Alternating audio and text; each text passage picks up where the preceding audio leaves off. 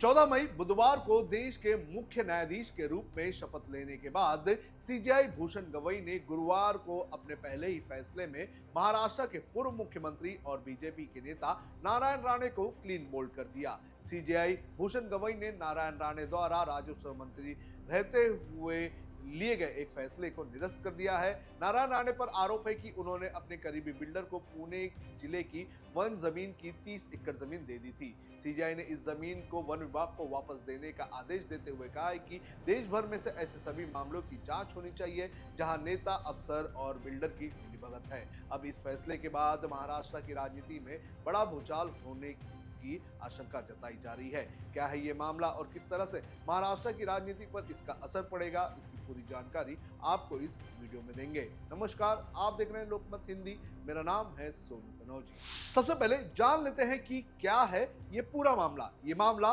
पुणे के कोंडवा इलाके की 30 एकड़ भूमि से जुड़ा हुआ है। वर्ष 1998 में नारायण राणे, जो उस समय महाराष्ट्र सरकार में राजस्व मंत्री थे, उनके विभाग ने इस जमीन को एक व्यक्ति जिसका नाम चौहान है उसे आवंटित किया था, जिसने इसे कृषि भूमि बताकर झूठा दावा किया था। चौहान ने कुछ ही दिनों के बाद इस भूमि को Richie Rich cooperative housing society को 2 करोड़ रुपए में बेच दिया था। इस डील के बाद प्रशासनिक अधिकारियों ने, जैसे Pune divisional commissioner Rajiv Agarwal, collector Vijay Matankar और deputy forest officer Ashok Khadse ने इसे गैर कृषि घोषित कर दिया था। रिच रिच सोसाइटी ने 1500 flat, 3 club house, 30 row house और एक शॉपिंग कॉम्प्लेक्स के साथ एक बड़ा आवासीय प्रोजेक्ट इस पर प्रस्तावित किया था। यह society Aniruddha Deshpande, city group, Anil Shewalkar, Oxford properties और रहेजा बिल्डर्स का एक संयुक्त प्रोजेक्ट था।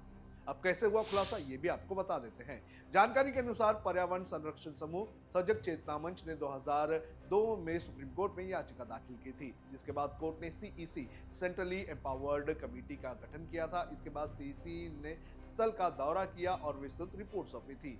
सीईसी ने राणे और अन्य अधिकारियों के खिलाफ सख्त कार्रवाई करने की इस रिपोर्ट में मांग की थी। हालांकि केवल अशोक खड़से के खिलाफ ही उस वक्त कानूनी कार्रवाई हुई थी। मौजूदा कानूनी विवाद के कारण भूमि पर किसी भी प्रकार का विकास नहीं हुआ था। रिकॉर्ड से की गई छेड़छाड़। जो जानकारी सामने आई है उसके अनुसार इस मामले में बड़े पैमाने पर रिकॉर्ड्स के साथ छेड़छाड़ की गई है। दिसंबर 2023 में रिची रिच कोऑपरेटिव सोसाइटी ने हेरफेर किए और पुरातत्व रिकॉर्ड्स को प्रस्तुत किए, जिस पर वन विभाग ने चिंता जताई थी और यह पाया था कि ब्रिटिश काल के दस्तावेजों में बदलाव करके कोर्ट को गुमराह करने की कोशिश की गई। उस वक्त की जालसाजी की पुष्टि हो गई थी और जनवरी 2024 में यह मामला सीआईडी को सौंप दिया गया था। कोर्ट ने अपने आदेश में क्या कहा, यह भी आपको बता देते हैं। सुप्रीम कोर्ट ने ऐतिहासिक आदेश देते हुए कहा है कि भूमि को वन विभाग को वापस करना होगा। यदि निर्माण के कारण पुनः प्राप्ति संभव ना हो तो बाजार दरों पर मुआवजा वसूल किया जाए। सुप्रीम कोर्ट ने सभी राज्यों और केंद्र शासित प्रदेश को ऐसी वन भूमि हस्तांतरण की जांच करने और 1 वर्ष के भीतर ऐसी संपत्तियों को पुनः प्राप्त करने के निर्देश दिए हैं। सभी राज्य सरकारें ऐसे मामलों को 1 साल में समीक्षा कर कार्रवाई करें। जस्टिस गवई ने कहा है कि ये मामला दर्शाता है कि किस तरह सत्ता, नौकरशाही और बिल्डर मिलकर सरकारी भूमि का अवैध दहन कर रहे हैं। राणे की राजनीति पर कितना होगा असर, ये भी जान लेते हैं।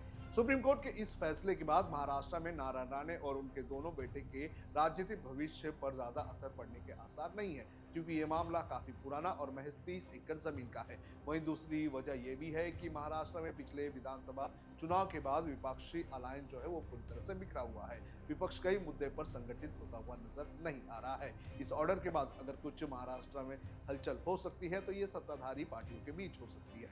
हो सकता है कि इस ऑर्डर के आने के बाद सत्ता में शामिल अजित पवार की एनसीपी, बीजेपी और शिंदे पर दबाव बनाने का काम करे, क्योंकि नारायण राणे और नीतेश राणे जो है वो बीजेपी के नेता हैं और मंत्री हैं। तो वहीं अगर बात करें तो नीलेश राणे, जो कि नारायण राणे के दूसरे बेटे हैं, वो एकनाथ शिंदे की शिवसेना के नेता हैं। तो हो सकता है कि इस फैसले का फायदा अजित पवार जो है वो सत्ता में बार्गेनिंग और प्रेशर बिल्डिंग टैक्टिक्स के लिए इस्तेमाल करें।